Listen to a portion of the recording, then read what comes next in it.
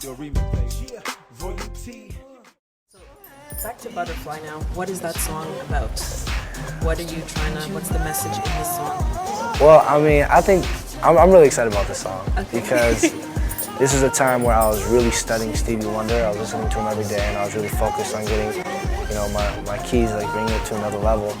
And I started finding these chords and it just took me to another place, I feel like, in my songwriting and with my musical, you know, side. So I think that I'm really excited for the song to shine. And that's why I think I didn't really want to have me dancing. And I was actually with a girl and I called her Butterfly. She reminded me of Butterfly. She had a tattoo of a butterfly and we were together and I just, like, I don't know, I was just so afraid of losing her because I was so happy with her that, you know, I wrote this song about a girl saying goodbye to a guy and, you know, like, I don't know, something about her I really loved, like holding her close. I'm not with her anymore. No. No, it ended. He's not with her no more. You know, it ended it ended really bad. Oh, it did. So did you write a song about how it ended too? Yeah, actually it did. No, that was last time. No, I was kidding. I would talk to me. I always wanted to know what that song was about. Was that specifically for someone, or was it just in general for anybody? Or I was just trying to write a good pop song. I was just trying to write a song so that people could connect to, and not even just people can connect to, but also something that people understood that had to do with, you know, a love song with a man and a girl, you know, but it was also about, I've been waiting for this my whole life, you know?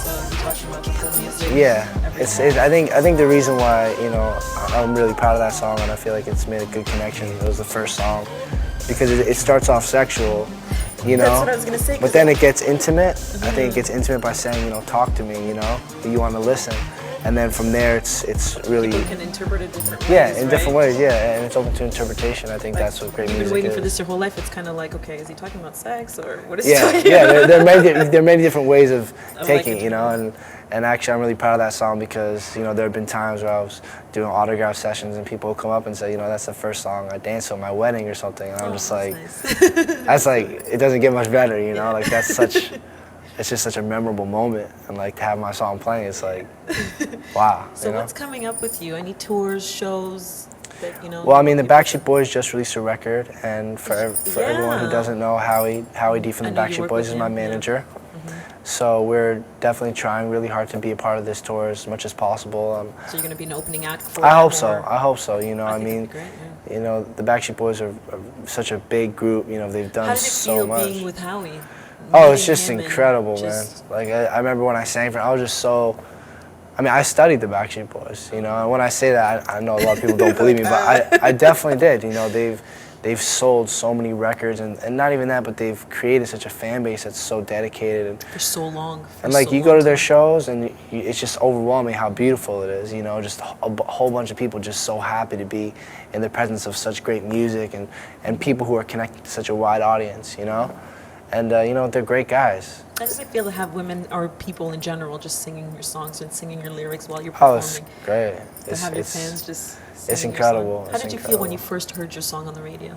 I was tripping. Call your mom and say, "Mom." No, I was actually, we were like in the car, like all the people who really like worked hard at this before it all happened.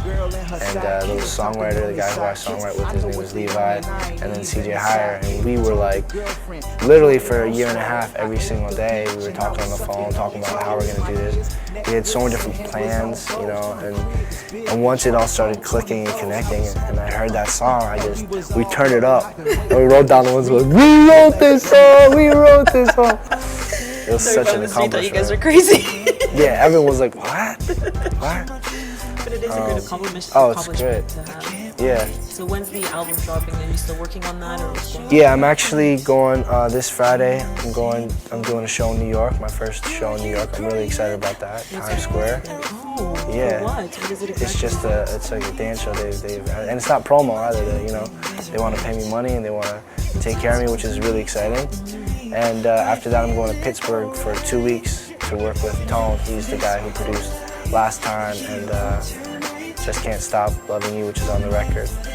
I'm going to be working with him, and then from there I'm probably going to be going to LA, and I've got a couple meetings over there, which I'm really excited about.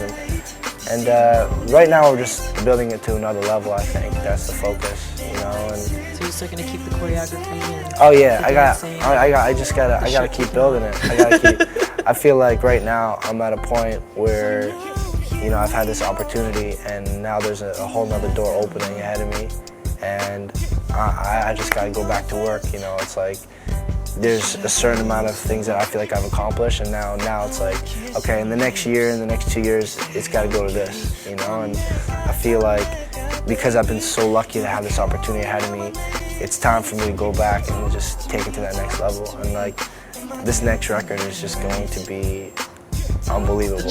I'm just like so excited about it because, you know, building my first record, I was guessing a little bit, you know, I was taking from other people and seeing what I like. This record is like, I know what I'm doing a little bit more, you know what I mean? I know what I'm doing. I've built, you know, some fans in Canada which are just so incredible. You know, I've really built some great fans, and I'm looking forward to it. So what advice would you give to future artists that want to be like you and pursue their dream music? Well, I think I mean, to be honest, when I look back at the progress that I've made, it's not really, you can't, I feel like in the music industry, especially in entertainment, you can't look at what people are seeing as progress.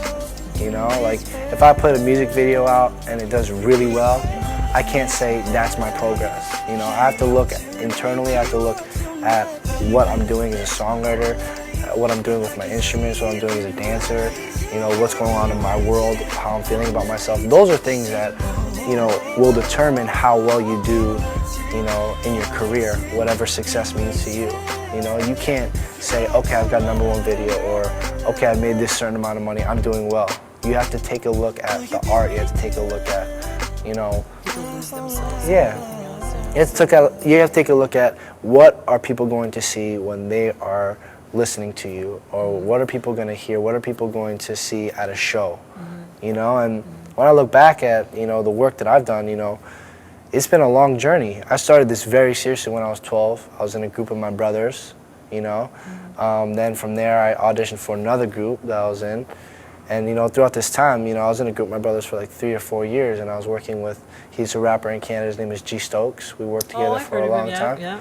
And he was, you know, building us, you know, helping us with songwriting and talking about what our image was and all this stuff. And, you know, it takes a long time to get to where you need to be so that you're ready for success and you're ready to face, you know, yourself in the mirror and other people and critics and a whole bunch of stuff. You know, you got to be strong, you got to be determined if you want to be successful. Well, I gotta say, you're probably the best person to interview. Oh, thank you very much. You're so kind. Thank you. Sweet. So there you have it, people. There's George. Isn't he great? He's gorgeous. Any single girls? Come on.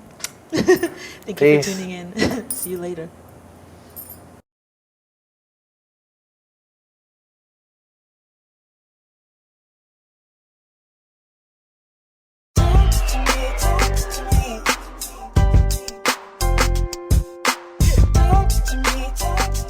That's how you do a remix, baby. Yeah, Royalty.